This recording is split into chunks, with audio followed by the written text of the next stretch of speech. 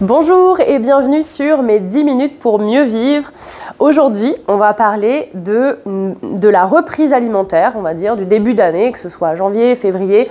En tout cas, le début d'année, généralement, est ponctué par ce désir de revenir dans les rails, puisque au moment des fêtes, on l'a dit, c'est important de poser le cerveau. Mais à un moment, il faut le récupérer quand même, parce que bon, c'est bien de le poser, mais bon, si on fait toute l'année avec le cerveau posé, et ben malheureusement, on risque de mal digérer, de pas forcément être bien dans sa peau, peut-être de prendre du poids qu'on n'a pas envie de prendre, ou d'en perdre si on a tendance à perdre du poids quand on est en mauvaise santé, ou voilà, d'avoir des symptômes qui déplaisent et du coup de diminuer sa qualité de vie. Donc, pour votre qualité de vie, récupérez ce cerveau, remettez-le à sa place et on y va pour une alimentation cette année qui vous va bien et qui vous fait du bien.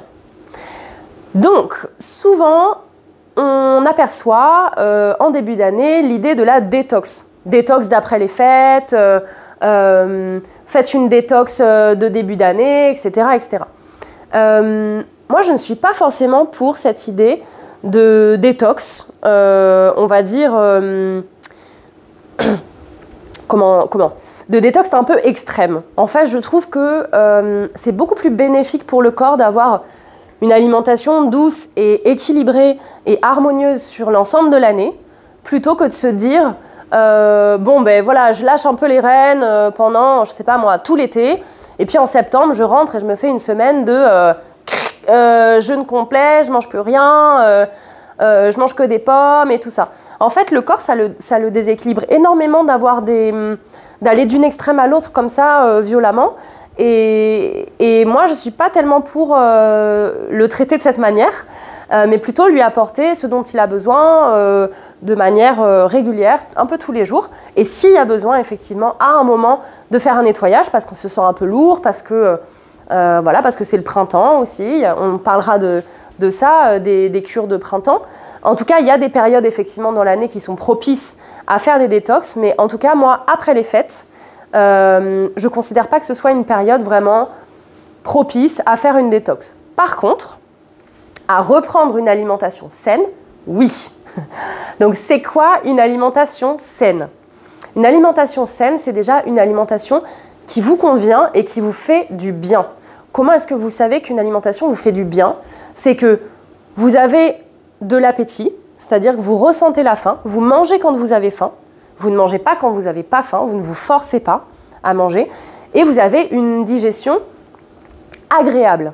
Donc, c'est-à-dire quand vous avez terminé de manger, vous sentez qu'au niveau du ventre, ça va, qu'il n'y a pas de lourdeur, que ça ne crée pas des gaz, que ça ne crée pas des ballonnements, un transit douloureux, que ce soit constipation ou diarrhée, et que tout ça, ça s'équilibre correctement. Généralement, une alimentation qui va bien, voilà, elle envoie des messages corporels qui disent « tout va bien », le corps a apprécié. Et quand ça va pas bien, le corps le manifeste aussi, il suffit juste de l'écouter. Donc une alimentation qui vous va bien, ça passe par ces petits indicateurs-là. Ensuite, si vous sentez que, effectivement, vous êtes dans la première catégorie où l'alimentation va pas trop bien, vous avez des signaux qui disent « aïe, un petit peu mal là, mal au foie », aïe, un petit peu mal à l'intestin, aïe, un peu mal à la tête, aïe, gros coup de barre après que j'ai mangé. En tout cas, des infos qui disent moyen l'alimentation. Et bien, à ce compte-là, commencez à vous orienter vers, on va dire, les grands responsables, pour la majeure partie d'entre nous, de ce type de douleur. Les grands responsables, c'est souvent un peu les mêmes. Après, voilà, chacun... il y a vraiment des alimentations qui sont individuelles. Moi, quand je propose des suivis, c'est vraiment... il y a 2 heures de bilan sur l'étude de la personne en elle-même. Donc là, j'essaye de donner des grandes lignes, mais c'est peut-être pas valable pour vous. Peut-être que oui, mais gardez votre sens critique. En tout cas, les grands responsables, très souvent, c'est premièrement les sucres, parce que c'est des éléments qui fermentent. Donc, ça fermente dans le système digestif et ça peut créer des douleurs, des gaz, des ballonnements, etc. Ça peut créer des maux de tête aussi. Et souvent, ce sont eux qui sont responsables de ce coup de barre après manger, de par les variations glycémiques, comme on avait précédemment parlé. Ensuite, on a souvent les laitages qui sont visés aussi. Alors encore une fois, si vous habitez dans une ferme, que vous avez des brebis, que vous faites votre fromage vous-même, que ces animaux sont bien traités, qu'ils mangent de l'alimentation qui va bien, qu'ils prennent l'air, etc., il y a moins de chances que les laitages vous affectent négativement que si vous achetez des laitages en grande surface qui viennent de je ne sais pas d'où dans le monde, avec des laits mélangés, etc., etc. Disons qu'on multiplie les risques que ça passe mal. Donc voilà, toujours à mettre en relief. En tout cas, les laitages, la grande famille des laitages, généralement, peut avoir cet effet-là inflammatoire, en fait, on dit.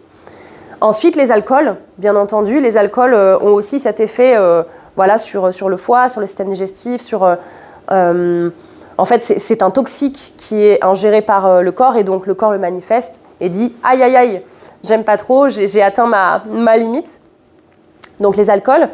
On a aussi parfois certains types de céréales qui sont très raffinés, donc qui sont très pauvres en fibres et donc qui ont une assimilation qui est, disons, incomplète. Donc les céréales qui manquent de fibres souvent peuvent aussi provoquer des symptômes, on va dire, inflammatoires ou désagréables. Et après, chez certaines personnes, on a d'autres catégories d'aliments un petit peu plus mesquins, on va dire, comme certaines familles de légumes, les solanacées. Je cite les solanacées en question, c'est les pommes de terre, les tomates, les aubergines. Parfois, cette famille-là aussi peut générer des intolérances ou certains types de fruits. Parce que aussi, c'est des fermentescibles, donc ça peut.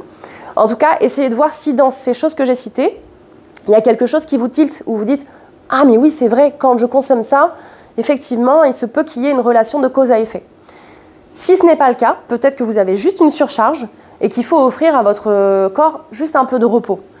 Un peu de repos digestif, j'entends. Donc, le repos digestif, ça passe par vraiment ce truc de si je n'ai pas faim, je ne force pas, je laisse mon corps se nettoyer parce qu'il a besoin d'espace aussi pour nettoyer. Le foie, les reins, tout ça, pour faire un peu de tri après les fêtes et après la période, on va dire, très dense et intense en alimentation. Donc, offrez aussi l'espace pour que le corps puisse gérer, en fait, et évacuer ce qu'il y a à évacuer. Et puis, le mouvement, en fait, le mouvement, c'est vraiment une manière de mettre en circulation les toxines pour les aider à sortir, à s'évacuer, à arriver jusqu'aux émonctoires, à arriver jusqu'aux reins, à arriver jusqu'au foie, pour ensuite être excrété, donc être sorti du corps. Et que ce soit la marche à pied, que ce soit le sport, que ce soit, je sais pas, faire le ménage, enfin, on en parle assez souvent dans les vidéos, mais le mouvement, c'est vraiment toutes sortes de mouvements. Donc ça fait aussi partie d'une bonne hygiène de vie qui vous aide à reprendre une alimentation au sens très très large, une alimentation saine. Et dernier point, une alimentation saine, c'est aussi se nourrir de relations sociales qui sont saines pour nous. Parce que c'est aussi une forme de nourriture, ce que vous ingérez des personnes qui vous entourent. Et si vous avez autour de vous des personnes qui ne sont pas forcément bienveillantes, qui ne vous veulent pas forcément du bien, qui vont vous souffrir même peut-être, ou qui ont des injonctions dures avec vous, ça peut créer des crispations, des blocages, des inconforts, des douleurs, de la tristesse, voilà, des choses qui restent là, qui restent bloquées et qui créent aussi des problèmes de digestion potentiellement. Donc si vous sentez que ça vous parle aussi, allez voir les personnes qui peuvent vous aider sur ces sujets-là, mais ne prenez pas ça à la légère, ça compte vraiment. Ça compte vraiment d'être entouré de personnes qui nous aiment, qui nous envoient de l'amour, qui nous permettent d'être dans la joie, d'être dans la positive attitude, d'être dans la gratitude. Donc voilà, nourrissez-vous en alimentation de choses qui vous font du bien, en termes d'hygiène, de mouvements et d'actions qui vous font du bien, et en termes de relations de personnes qui vous font et qui vous veulent du bien.